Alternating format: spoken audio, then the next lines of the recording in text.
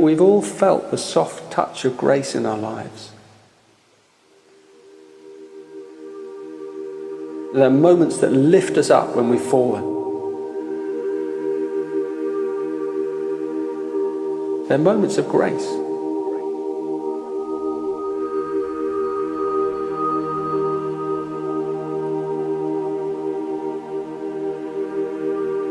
Grace. It seems inevitable.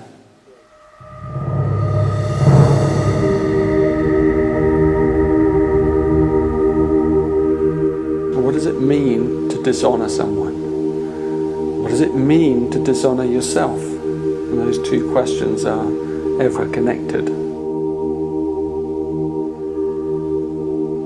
Dishonor runs deep. We dishonor ourselves every time we don't accept the way we feel or behave. All feelings are journeys, and our suffering is a journey. And we have to begin with the knowing that we must honor it. We must even honor dishonor at some level.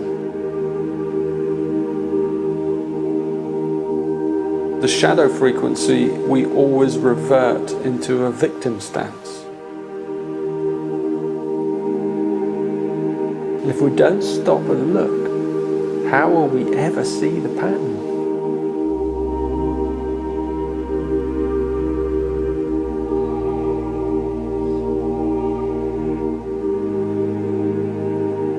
Don't try and run or shirk your own program. We have to face it. We have to deal with it. We have to be accountable for our behavior, for our feelings.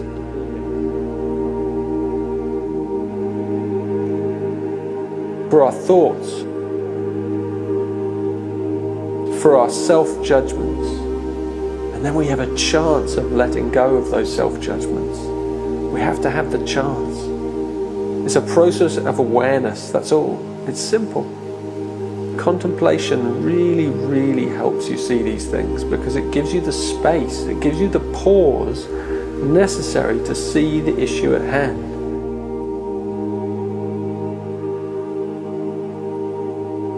We have to accept our shadows. It really is a huge challenge for humans. You know, life is about learning to be accountable for one's own state. But more often, usually, we blame another person. But we don't take responsibility for our own state. We look for a reason. You see, it's not so easy to account for yourself because our own issues get tangled up with the issues of others. This is the dilemma. We aren't comfortable being uncomfortable. So we deflect our awareness in some way out of the present moment. Dishonor is always about us first. You dishonor yourself whenever you blame anything for anything, because there's no fault. We are not perfect. We make mistakes. We just have to be honest about it. This honoring of the pattern itself is what begins the process of transformation.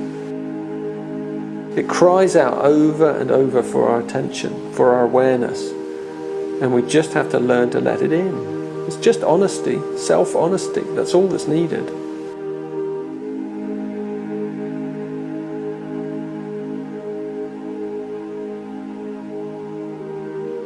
Let's be clear, this is all about the emotions. You know, the 22nd gene key is the great emotional valve. Graciousness. It's so beautiful, it's so practical, and it's so simple. It's the path to grace, after all. It will save your life. It will save anyone in any situation, anywhere. It's a whole cocktail of noble qualities. It's also very refined and often very subtle because it's an attitude carried in our aura and it's rooted in a deep reverence for all life. It's just fantastic. But it all stems from your ability to be accountable, because when you're accountable for your own aura, for your own chemistry, for your own emotions, then you move in such a clean way through the world, because all your accounts are settled as you go along. You don't allow debts to build up. And the great word for this gift is the word soul. Soul is when you begin to emanate the quality of your essence. It's a refining of your emotions.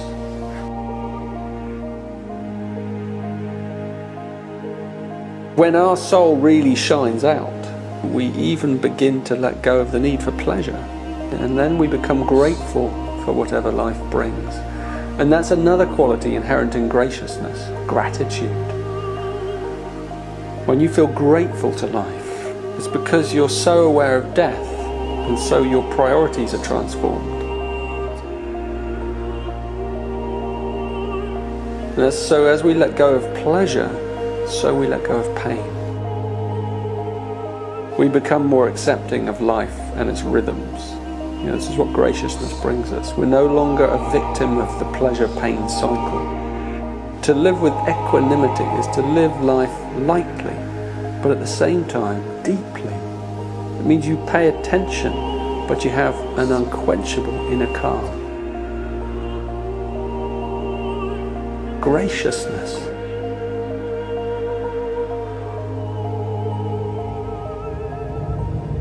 Graciousness is the process of bringing grace into form. So graciousness invites grace. And graciousness doesn't exist without challenges. It thrives on challenges. Life will go on testing your graciousness. It needs to be tested so that you can refine it. How graciously do you treat yourself? How graciously do you treat others? It's honest. It has a soft touch. It carries a story with depth and humor, but it isn't perfect. It's just human.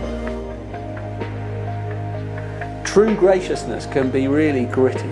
It can be rough around the edges. And graciousness carries a kind of cosmic kindness inside it. When we're gracious, we often hold back from saying something that we might have said otherwise, because it might stir someone up. You don't allow your own issues to get tangled up with theirs. And so when you stop judging yourself, then you're no longer going to judge others. And we learn to be careful without being fearful. And we learn to be warm without being overbearing. And we learn to be candid without being cruel.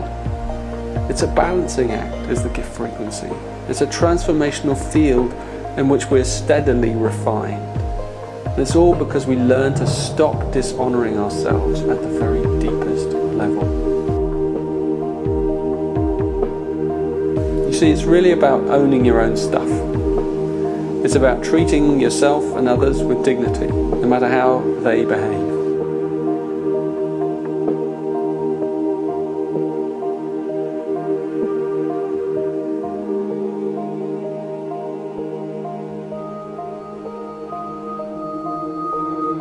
Just this morning when I was running around the hills here in Devon, shortly after dawn, I encountered a little bird, a tiny bird, a goldcrest. And it was just sitting on the hedgerow before me as I ran along the road. And it stopped me dead in my tracks. I just saw it, a little glint of gold.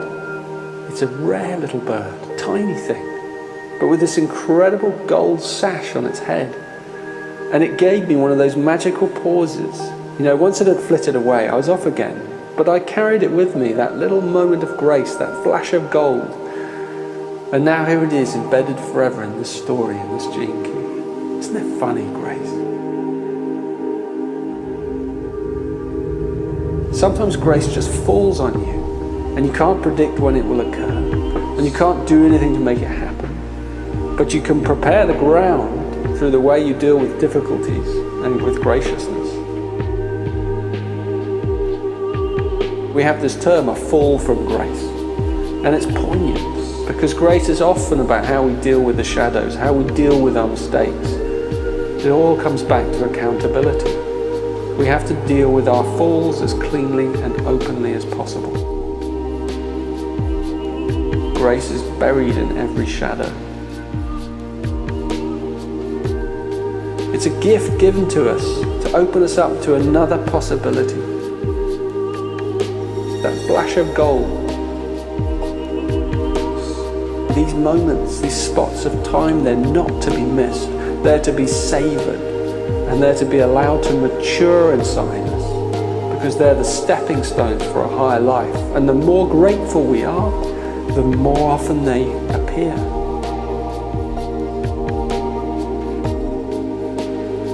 And we all experience spots of time. We've all felt the soft touch of grace in our lives. It's worth spending some time in your contemplation calling back those moments and luxuriating in them. They're the markers of grace in our lives.